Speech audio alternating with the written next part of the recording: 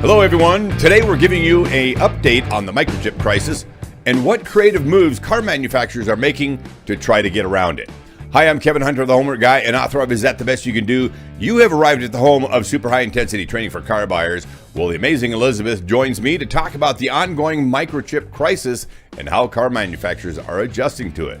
As our loyal followers know, the Homework Guide channel prepares car buyers with homework and research to do before the sale. So make sure you check out all the other videos we have on this channel, subscribe now and hit that notification bell so you don't miss a thing. Now let's talk microchips. Everyone is aware that car prices have been higher, in many cases a lot higher. If you've been out car shopping, you've also noticed that there are far fewer specific models on dealer lots. When you have a problem like a chip shortage has presented, you have no choice but to get creative in how you deal with it.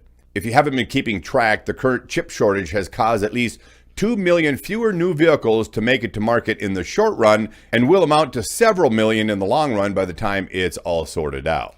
Before we get into the actions of given manufacturers, it's important to know who's been hit the hardest because they are the ones doing the most scrambling. That's right. Essentially, every manufacturer has been hit by this, but some has suffered a more impactful blow than others.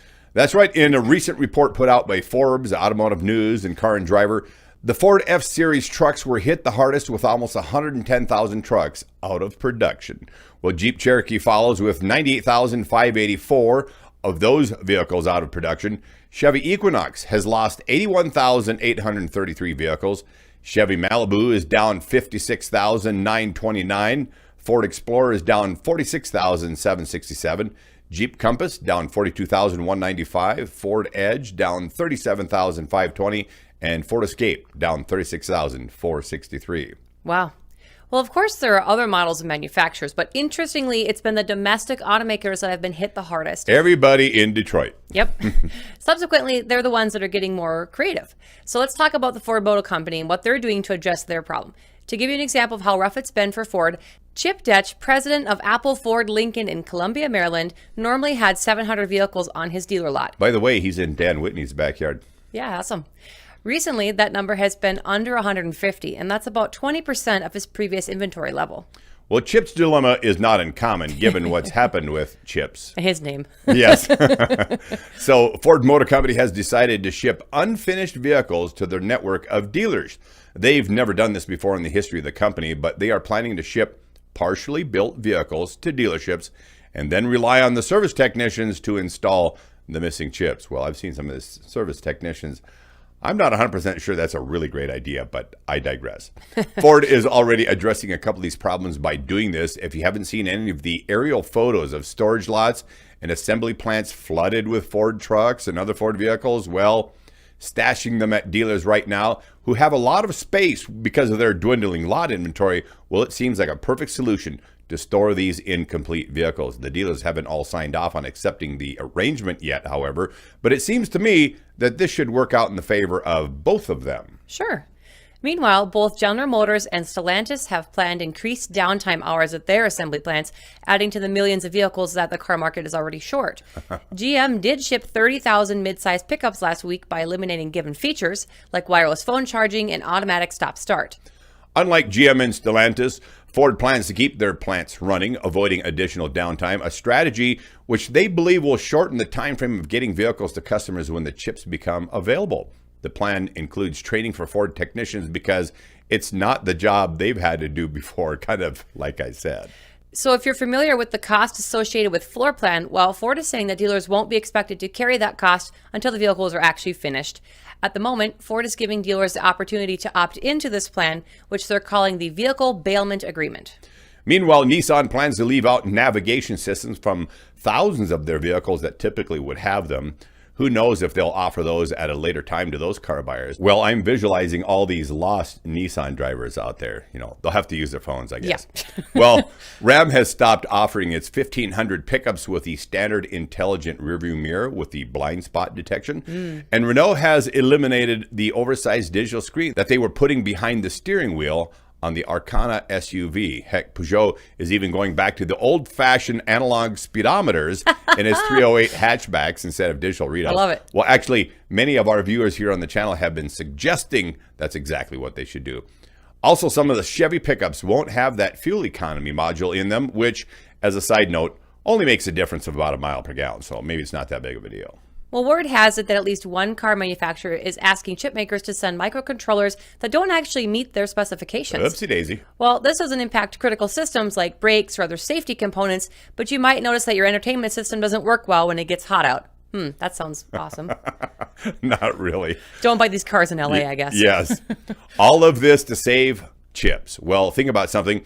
Just as the more than century-old car industry was moving towards smarter cars and electric cars, well, they get smacked by a chip shortage. For decades now, most of them had been adding more advanced features, but they're being forced to roll some of those things back in order to save their sales numbers. And it's not just the cars, though, Kevin. Even Apple Inc., who gets to be at the front of the line for new chips, is feeling the pinch. So if Apple has to wait for chips, you can bet that car makers are going to be waiting even longer.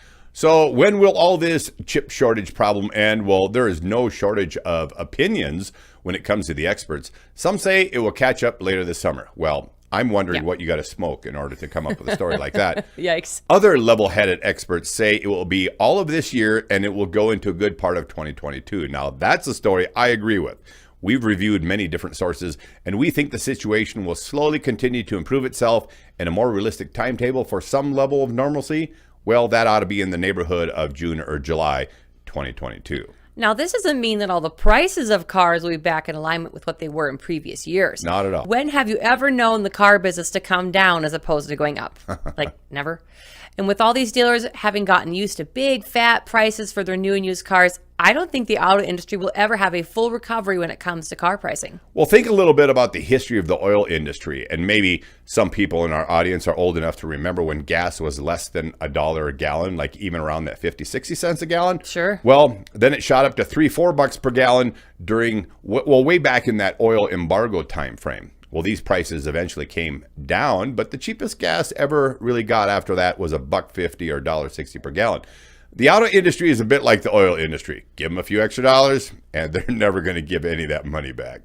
For the long term, vehicles are getting more and more specialized and computerized, including electric cars, which means there's actually going to be a growing chip need as time goes on. All right. If you appreciate our video today, consider giving us a great big thumbs up, and please always remember to comment on our videos. Comments really matter because they help boost the search algorithms and help others find this content too. That matters a ton, so comment on the video, please. Add hashtag the homework guide to your comment, and if you're on other platforms, check us out there. There's a list of options here on the screen, and they're linked in the description box below. If you're new here, make sure you check out what 45 million other people have come to appreciate, the great content of the Homework Guide channel. And if you love what we do and want to contribute with a tip, well, the PayPal and Cash App links you see here will be easy to find in that description box down below. And thanks to everybody who does it. It's really awesome. But no problem if you can't do a tip. The best way to help us out is to share this video with your family and friends so they can get just as lucky as you. And then encourage everyone to subscribe and ring that bell, the ding, ding, ding, so you don't miss a thing. Well, the entire Homework Guide team is here to represent you, the car buyer, and that's exactly what we do. Well, thanks everyone for coming back. We'll see you on our next video. You guys rock. I'm Kevin Hunter here with the amazing Elizabeth. We gotta go. Kind of hungry for chips after all that.